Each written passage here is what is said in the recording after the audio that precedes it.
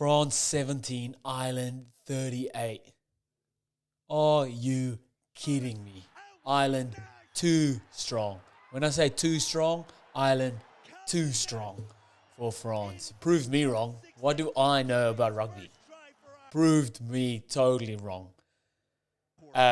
Yellow card in the first 10 minutes for Paul Willemse, comes back on, gets another yellow card within 10 minutes of being on the field, which then turns into a red card. Yes, that does shake things up a bit. Obviously, playing with a man down makes it easier for the opposition. I think if France had an extra man, Ireland would have still done what they did. A record-winning margin, 38-17 in France, in their backyard. Marseille, France's backyard. Ireland go and do that. Oh, man. Question marks around Jack Crowley, because Sexton isn't there, big boots to fill.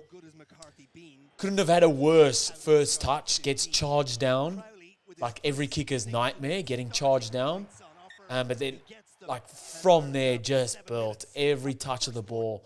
I was thinking as soon as he got the charge down, I was like, you need to get your hands on that ball as soon as you can now to start building that confidence. And he built it nicely, man. He built it nicely. There was one instance, I think, where they were on attacking and he grubbered through, which is probably not the best option as well. But at least he's trying things. It was on. If he executed a bit better, there was no one at the back there. Ramos had already gone to cover the wing. There was space there, and he kicked it dead. So trying things, that's what you want. You don't want to like someone to fall in kind of like boring, just catch and pass. Like if he can do all the basics, then plus add a bit of flair as well, perfect, man. Ireland just relentless all game on attack and defense for the full 80 minutes, in your face, championship style rugby. Ireland, without a doubt, favourites for the Six Nations series, going back to back, Grand Slam, the works. What a game.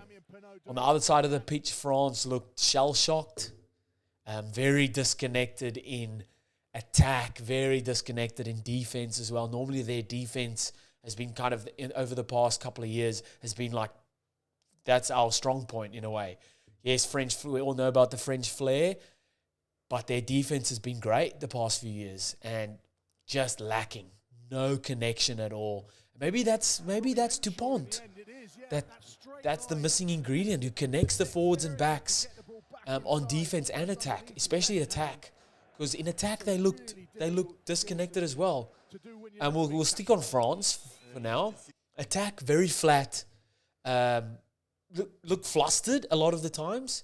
I guess you want guys to be playing with each other and chemistry and all of that. But when you get to international level, man, it's go time. There's no time to kind of build into.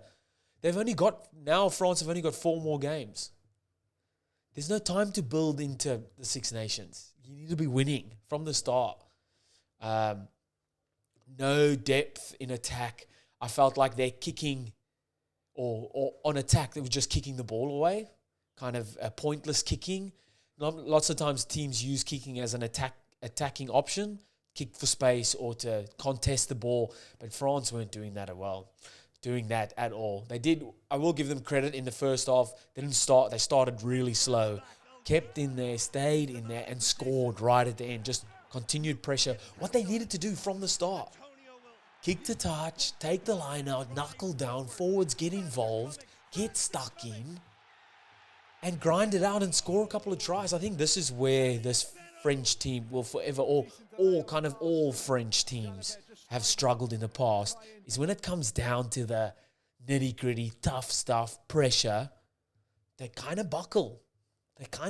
Fold, or start looking at each other. Even if they've got experienced players in there. Yes, Dupont's gone. And yes, they only played with 14 players for most of the game. But still, man, in international level, got all, like, everyone, like, they were the favourites going into this game. France were. I feel like. I owe a massive apology to all the Irish fans, friends that watch my videos. I'm sorry. I said France were going to be too good. Ireland, man, just come out swinging.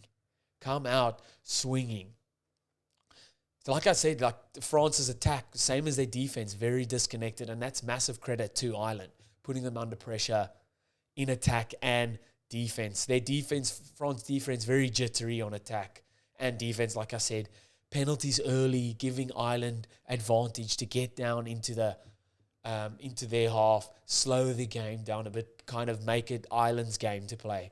France have to kind of adapt to Ireland. Obviously, the yellows didn't help. Ireland had a yellow as well. But no, very, very disconnected, this French team. I thought the kicking, very poor kicking. Execution, very poor. Obviously, Ramos off the tee. I think he missed one off the tee. Very sound. But just during play, Luku, the 9, and Jalabert and Ramos kicking out of hand was not up to standard. I don't know what kind of game plan they went in with, but it was not executed well at all.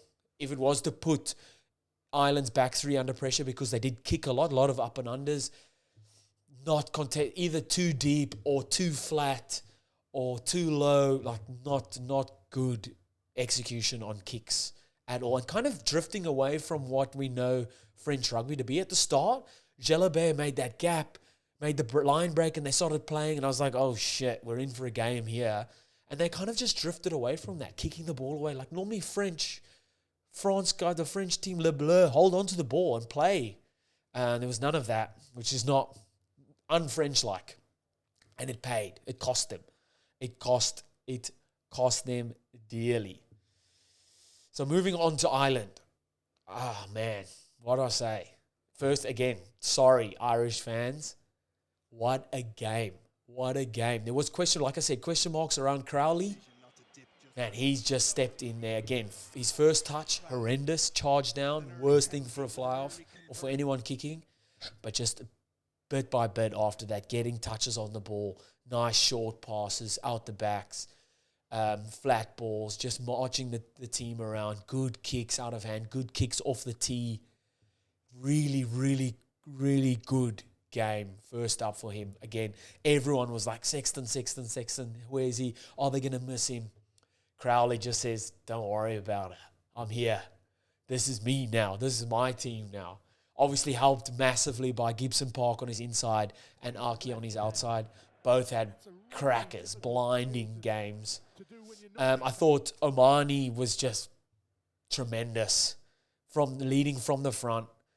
I got the first turnover in the game, just tough as nails, went in there. I tried to clean him off. They were bouncing off him. I thought Caelan Doris also, 2 instances after Ireland scored in the second half. So after that first try in the second half, there was 2 instances where Caelan Doris turned the ball over. And so important, because it's how you react after you've scored a try. Coaches always say it. You need to take that ball in at the line out, off the kickoff. Make sure we exit well, because teams normally relax after they've scored points and then concede points. And I'm pretty sure they either then kicked the ball so got the exit, and Caelan Doris stolen at the first ruck, and then again, a few phases down the line, just being a pest at breakdown, and got another penalty for them. Just work rate of the man, elite. Josh Van der Fleer, I felt did his, like the donkey work. Lot of tackles, man, a lot of ball carries, hit a ton of rucks. Man just got an engine on him. Like I said before in the preview, those 3, that loose trio, unmatched, man. Crowley, obviously, massive game. Bundy Aki, oh, man. What I noticed on Ireland's attack, that Bundy Aki is their pivotal man, and they kind of play off him, whether it's him running the decoy, him hitting it up, they skip him or use him in some. He's kind of their middleman, especially off the line out. They did it a couple times. The first 2 line outs, they went wide. Ireland thought, France thought, okay, they're trying to stretch us here. Maybe that's part of their game plan. 3rd line out, Aki dummied, made a half gap, and I think they went through and then lost the ball or got a penalty. They had fourth line out. Went wide, stretched that French defense. Aki was then, he played the ball, or he was a dummy runner, so he was open for that second phase. Run off the hip of that second phase. Bundy Aki's lines, fantastic, out of nowhere, out of picture, running back at the ball, gets the break, gets a half break, always gets his hand through. Plays the offload inside Gibson Park untouched. And that was it for them. Ireland were on a roll. It was a fantastic try. And that's something I noticed, was that they were stretching France's defense, trying to disconnect them. Kind of going the same way, then cutting back, then going back the same way. But everything off Aki. He's the pivotal guy. And why wouldn't you be? Best 12 in World Rugby at the moment.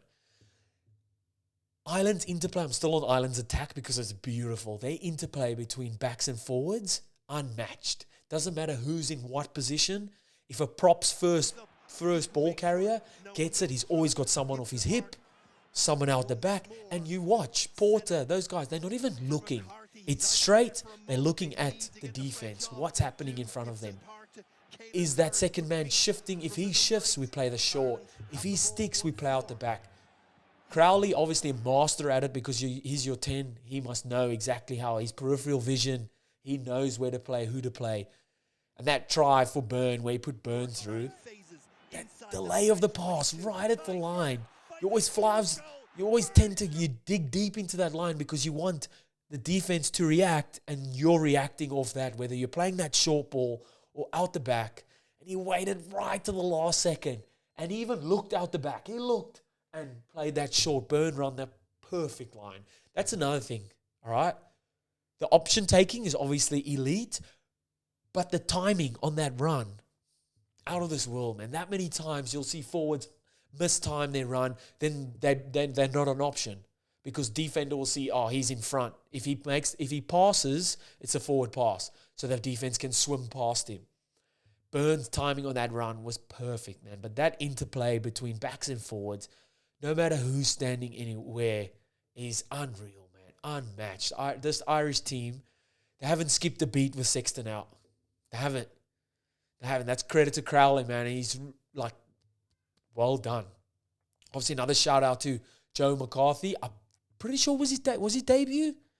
The lock, he got man of the match. Workhorse, man. Massive in the lineouts. Massive on defense. And ruck time. Let's go, baby.